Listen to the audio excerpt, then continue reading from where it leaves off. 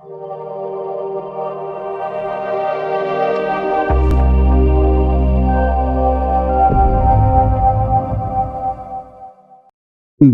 राजस्थान के YouTube channel में आपका हार्दिक स्वागत है। अपने जूनियर अकाउंटेंट एवं टीआरए के लिए राजस्थान सेवा नियम से संबंधित क्लासें लगा रहे हैं, जिसमें अध्याय 1 व अध्याय 2 का अपने अध्ययन कर चुके हैं। राजस्थान सेवा नियम आरएसआर के अध्याय 1 और अध्याय 2 का जो अपने अध्ययन कर चुके हैं, उसमें से कुछ इंपॉर्टेंट जो वन लाइनर क्वेश्चन है उनका अपने अध्ययन इस क्लास में करेंगे। ठीक है, उसके पहले अपनों ने क्या है कि दोनों क्लासें लगा ली है और क्विक रिवीजन भी कर लिया। ठीक है, अब अपने इस क्लास के बारे में अध्ययन, जो इसके इंपॉर्टेंट क्वेश्चन है उनका अध्ययन करने जा रहे हैं। ठीक है, अब पहला क्वेश्चन ये है, वह व्यक्ति जिसे किसी सेवा के स्वर्ग में स्थायी रिक्ति के विरुद्ध नियमित रूप से चयन कर नियुक्त किया जाता है, वह क्या कहलाता है? वो क्या कहलाता है? वो कहलाता है परिवीक्षाधीन। क्या कहलाता है? परिवीक्षाधीन।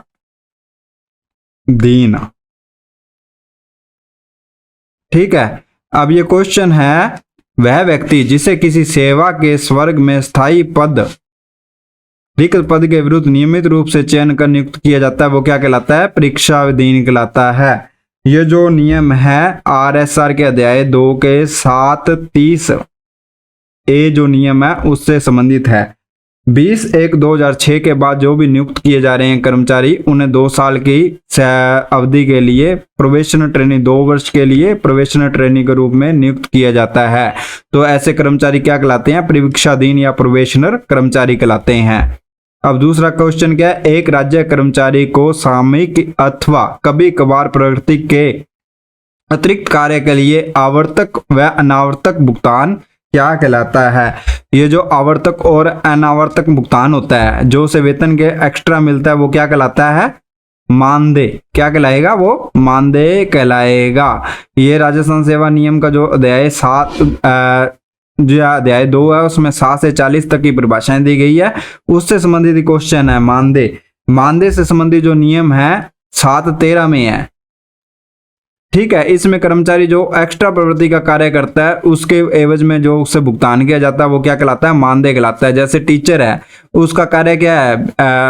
बच्चों को पढ़ाना है, तो उसको जो वो जनगणना या सर्वे आदि का कार्य करता है, तो उसके लिए एवज में उसे जो राशि प्राप्त होती है, ठीक है, अतिरिक्त कार्य के प्रति, वो क्या कहलाती है? मानदेय कहलाती है। इसका जो विस्तृत रूप से अध्ययन अपनों ने किया है, ये 713 में इस शामिल है। ठीक है, उसके बाद है राजस्थान। उसके बाद क्वेश्चन आता है, राजस्थान सेवा नियमों में विभिन्न नियमों के अंतर्गत सक्षम प्राधिकारी के अधिकारों का प्रयोग करने हेतु अधिकारियों की सूची किस परिशिष्ट में दी गई है? ये कौन से परिशिष्ट में दी गई है? परिशिष्ट 10 में दी गई है। ठीक है, ये अनुसूची किस में दी गई है? परिशिष्ट 10 में दी गई है। सक्षम प्राधिकारियों की सूची से संबंधित नियम कौन सा है? 7-6। ठीक है, इससे संबंधित नियम कौन सा है? 7-6 है। नियम 7-6 के अंतर्गत परिशिष्ट 10 में जो सूची दी गई है वो क्या किसकी है? सक्षम प्राधिकारियों से संबंधित सूची है। भारतीय संविधान के किस अनुच्छेद के तहत समेकित निधि समिति गठित की गई है? भारतीय संविधान के अनुच्छेद 266 के तहत समेकित निधि गठित की गई है। आरएसआर के नियम 7-7 से जो है इससे संबंधित है। समेकित निधि से संबंधित जो नियम है 7-7 है।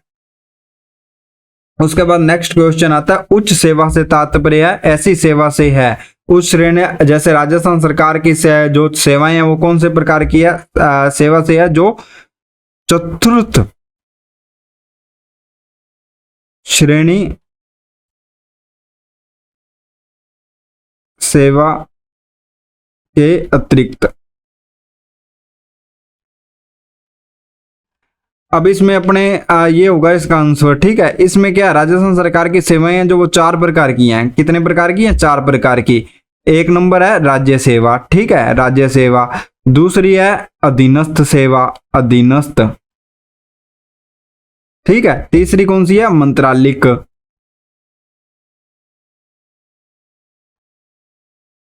ठीक है, मंत्रालिक सेवा। और चौथी कौन सी है? चतुर्थ श्रेणी कर्मचारी सेवा, चतुर्थ श्रेणी सेवा। ठीक है, ये जो तीनों सेवाएं हैं, जो ऊपर वाली ये जो 3 सेवाएं हैं ना, जो राज्य सेवा, अधीनस्थ सेवा और मंत्रालयिक सेवा, ये उच्च श्रेणी की सेवाओं में आती हैं। अब इसमें क्वेश्चन पूछो उस सेवा से तात्पर्य ऐसी सेवा से है या तो जो इन तीनों में आती है वो सेवाएं, या चतुर्थ श्रेणी के सेवा के अलावा जो सेवा है वो उसमें आएंगी। ठीक है। उसके बाद क्वेश्चन है 6 नंबर, राज्य सरकार को उसके द्वारा विशेष परिस्थितियों में व्यक्तिगत रूप से किए गए व्यय की पूर्ति हेतु दिए जाने वाला भत्ता क्या कहलाता है? क्षतिपूर्वक भत्ता कहलाता है। क्या कहलाता है? जैसे कोई का वो क्या कहलाएगा? क्षतिपूर्वक भत्ता। क्षति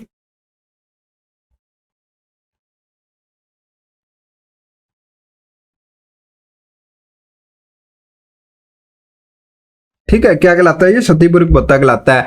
RSR के नियम 7(5) में इस क्षतिपूर्वक भत्ते के संबंध में उल्लेख किया गया है। ठीक है। जैसे राज्य कर्मचारी है जो किसी यात्रा के लिए पहले सरकारी काम से जाता है और वो अपनी जेब से क्या कहते हैं किराया वगैरह खर्च करता है, तो यात्रा भत्ता है जो क्षतिपूर्वक भत्ते की श्रेणी में आता है। ठीक है। इसी प्रकार है मकान किराया भत्ता है, ठीक है, वो भी क्षतिपूर्वक भत्ते की श्रेणी में आता है। अब इसमें एक क्वेश्चन ये भी हो सकता है, कर्मचारी द्वारा जल मार्ग से की गई यात्रा है जो क्षतिपूर्वक भत्ते की श्रेणी में आती है? नहीं आती है। ठीक है। और सत्कार भत्ता है, जो सत्कार भत्ता वे भी या क्या कहते हैं इसकी श्रेणी में क्षतिपूर्वक भत्ते की श्रेणी में नहीं आता है। ठीक है। राज्य कर्मचारी को उसके द्वारा विशेष परिस्थितियों में व्यक्तिगत रूप से किए गए व्यय की पूर्ति हेतु दिए जाने वाला भत्ता क्या कहलाता है? क्षतिपूर्वक भत्ता कहलाता है। इससे संबंधित अध्याय 2 का 7(5) नियम है वो क्षतिपूर्वक भत्ते से संबंधित है।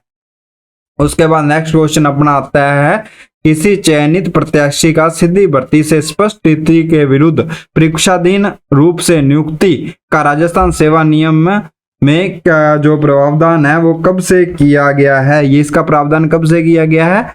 21 जनवरी 2006 से किया गया है। कब से किया गया है? 20 जनवरी 2006 से जो ये परीक्षाधीन वाला नियम है जो, ठीक है, का प्रावधान किया गया है। ये कौन से रूल से संबंधित है? ये RSR के 30(1) में इसका उल्लेख है। जो रूल नंबर 30A है या 30(1) हो गया, उसमें इसके बारे में बताया गया है। ठीक है। परीक्षाधीन जैसे 2 वर्ष के लिए फिक्स वेतन पर नियुक्त किया जाता है, के लिए फिक्स मानदेय पर नियुक्त किया जाता है, फिक्स मानदेय पर नियुक्त किया जाता है। ठीक है। वो क्या कहलाता है? परीक्षाधीन या प्रोबेशनल कहलाता है। ठीक है। किसी प्रत्याशी का चयन सीधी भर्ती में स्पष्ट रिक्ति के विरुद्ध परीक्षाधीन परीक्षार्थी के रूप में राजस्थान सेवा नियमों में किस दिनांक से प्रावधान किया गया है? 20/1/2006 से किया गया है। ये RSR का रूल नंबर 730A या 1 है। ठीक है। वह व्यक्ति जो राजकीय सेवा में नियोजन के लिए प्रश्नार्थी चुना जाकर प्रशिक्षण काल में सरकार से मासिक वेतन प्राप्त करे परंतु किसी विभाग में किसी पद के विरुद्ध नियुक्त नहीं किया जाता है, वो क्या कहलाता है? वो क्या कहलाता है? अप्रेंटिस, शिक्षार्थी कहलाता है। क्या कहलाता है? वो क्या कहलाता है? शिक्षार्थी। क्या कहलाएगा? शिक्षार्थी। ठीक है। वो क्या कहलाता है? शिक्षार्थी कहलाता है। इससे जो राजस्थान सेवा नियम का अध्याय 2 में जो नियम है 7(2), ठीक है, वो इससे संबंधित है। ठीक है। शिक्षार्थी वो कहलाता है। उसके बाद नेक्स्ट क्वेश्चन नंबर 9 है, किसी सेवा जैसे राजस्थान अधीनस्थ सेवा में स्वीकृत स्थायी पदों की संख्या के आधार पर निर्धारित की गई पृथक इकाई क्या कहलाती है? पृथक इकाई क्या कहलाती है? स्वर्ग कहलाती है। ठीक है। वो क्या कहलाती है? स्वर्ग कहलाती है। ठीक है। इसका जो स्वर्ग से संबंधित नियम क्या है? नियम 7(4) में उल्लेख किया गया है। RSR के 7(4) नियम है जो स्वर्ग से संबंधित है। ठीक है। स्वीकृत पद होते हैं जो वो क्या कहते हैं? स्वर्गीय कहलाते हैं। छठे वेतन आयोग के पश्चात पे 1700 और 18 में सम्मिलित सेवाएं क्या कहलाती हैं? जो ये जो सेवाएं होती है क्या कहलाती है? चतुर्थ श्रेणी सेवाएं कहलाती है। क्या कहलाती है? चतुर्थ श्रेणी सेवा कहलाती है। ठीक है। 7वें वेतन आयोग में जो मतलब लेवल है उसमें 1700 और 1800 में जो भी सेवाएं हैं वो क्या कहलाएंगी? चतुर्थ श्रेणी सेवा कहलाती हैं। ठीक है। इसका जो नियम है वो 7(4) इससे संबंधित 7(4)(1), ठीक है, जो इससे संबंधित है। RSR का जो नियम 7(4)(1) है वो इससे संबंधित है। ठीक है। जिसमें स्पष्ट रूप से उल्लेख किया गया है 7वें वेतन आयोग में ग्रेड पे जो लेवल है 1700 1800 में जो सेवाएं हैं वो चतुश्रेणी सेवाएं कहलाएंगी। ठीक है, उसके बाद आता है राजस्थान में राज्यपाल द्वारा वह प्राधिकारी जिसे इन नियमों के द्वारा राज्यपाल की ओर से शक्तियां प्रत्यायोजित की जाएं वो क्या कहलाता है? सक्षम प्राधिकारी कहलाता है। वो क्या कहलाएगा? सक्षम प्राधिकारी। क्या कहलाएगा? सक्षम प्राधिकारी कहलाएगा। ठीक है, जो सक्षम प्राधिकारी है उसकी घोषणा परिशिष्ट 10 में की गई है। ठीक है, परिशिष्ट 10 में उसकी की गई है। सक्षम प्राधिकारी की परिभाषा RSR के नियम 7(6) में दी गई है। ठीक है, उसके बाद क्वेश्चन नंबर 12 आता है जयपुर व जोधपुर का कार्यभार ग्रहण करने के संबंध में अधिकतम कितने दिन का समय ड्यूटी के रूप में गिना जाता है? ठीक है, इसमें कितने दिन का समय गिना जाएगा? 7 डेज का समय। ठीक है, जैसे मान लो किसी का जयपुर से जोधपुर ट्रांसफर हो जाता है, ठीक है, उसे जो कर्तव्य जो के रूप में कितने दिन का समय माना जाएगा? ड्यूटी टाइम 7 दिन का, मतलब जो 7 दिन तक वो ज्वाइन करेगा उसे ड्यूटी काल में शामिल किया जाएगा। ठीक है, उसके बाद क्वेश्चन नंबर 13 है भारत में किसी भी प्रकार का प्रशिक्षण की अवधि को राज्य कर्मचारी के ड्यूटी पर माने जाने का निर्णय सरकार द्वारा किस नियम के तहत आता है? जो ये जो निर्णय है जो अपने अध्याय 2 है, ठीक है, इसमें आपने पढ़ा था, आप आइडिया लगाओ। अध्याय 2 के जो नियम 7, 8, 6A में, ठीक है, इसका उल्लेख किया गया है। ठीक है, जो क्या कहते हैं कर्तव्य ड्यूटी से संबंधित नियम है वो 7, 8 है। ठीक है, उसके 6A में जो इसके बारे में उल्लेख किया गया है। ठीक है, उसके बाद आदेश की प्रतीक्षा की अवधि को राज्य सरकार कर्मचारी के लिए ड्यूटी पर माने जाने का निर्णय राज्य सरकार के द्वारा किस नियम के तहत लिया गया है? ठीक है, इसका भी जो RSR का नियम 7, RSR का नियम 7, 8B सेकंड, इसमें इसका निर्णय लिया गया। ठीक है, उसके बाद है क्वेश्चन नंबर 15 राजपत्रित अधिकारी की श्रेणी में कौन कौन शामिल होते हैं? उसके बाद अपना 15 नंबर क्वेश्चन आता है संचित निधि के अतिरिक्त अन्य स्रोत से राज्य कर्मचारी को प्राप्त आवर्तक व अनावर्तक व्यय का भुगतान जो किया जाता है वो क्या कहलाता है? वो क्या कहलाएगा? वह शुल्क कहलाता है। क्या कहलाता है? शुल्क कहलाता है।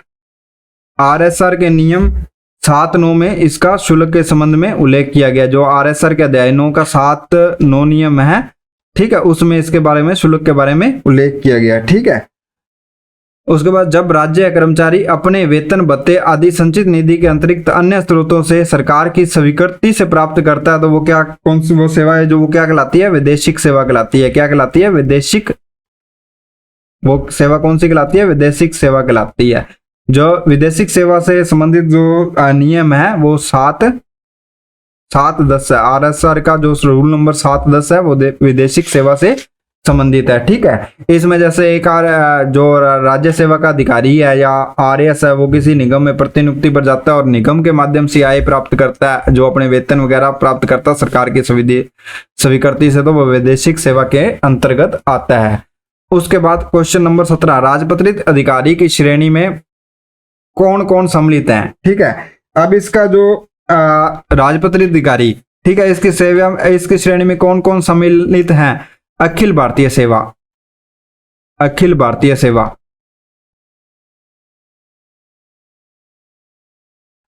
के अधिकारी। ठीक है, इसमें कौन कौन से अधिकारी आ जाते हैं? जो IAS हैं, IFS हैं, भारतीय प्रशासनिक सेवा के अधिकारी हो गए, भारतीय वन सेवा के अधिकारी हो गए, भारतीय इंजीनियरिंग सेवा या इंडियन स्टैटिक सर्विस के जो भी अधिकारी हैं वो किस में शामिल होंगे? ठीक है, राजपत्रित अधिकारी की श्रेणी में शामिल होते हैं। उसके अलावा राज्य सेवा के अधिकारी, राज्य सेवा के अधिकारी वो भी किस में आते हैं? राजपत्रित सेवा में आते हैं। ठीक है, और तीसरा राज्य सरकार द्वारा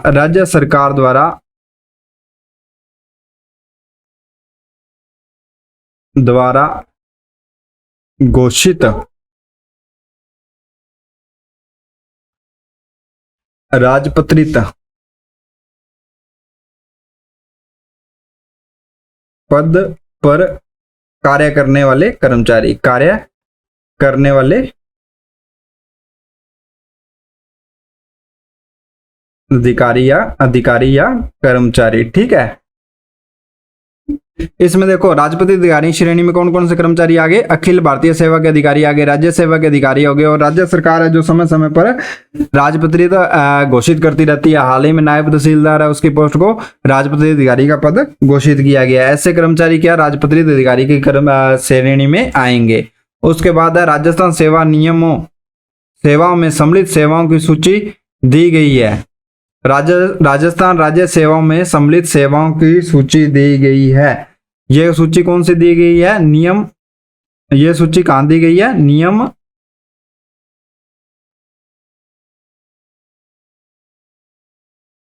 1958 अनुसूची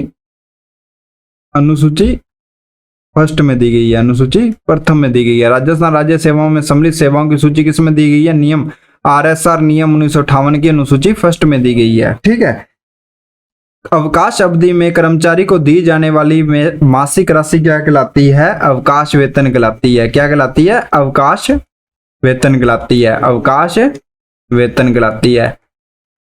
ठीक है, मतलब मान लो कोई कर्मचारी अवकाश पर था, उस दौरान उसको अवकाश अवधि में जो राशि दी गई वो क्या कहलाएगी, अवकाश वेतन कहलाएगी।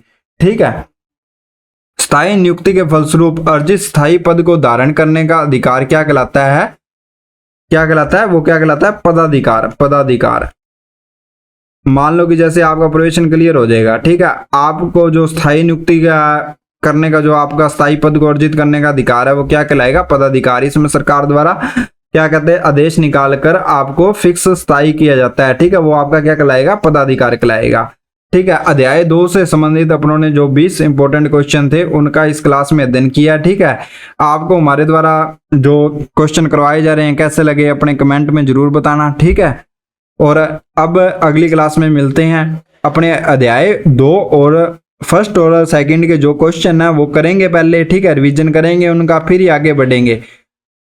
ठीक है, ये एक ऐसा राजस्थान सेवा नियम ऐसा टॉपिक है जिसमें अपने अधिक से अधिक अंक अर्जित कर सकते हैं। ठीक है, राजस्थान डिस्कवर राजस्थान चैनल से जुड़े रहने के लिए आपका बहुत बहुत धन्यवाद।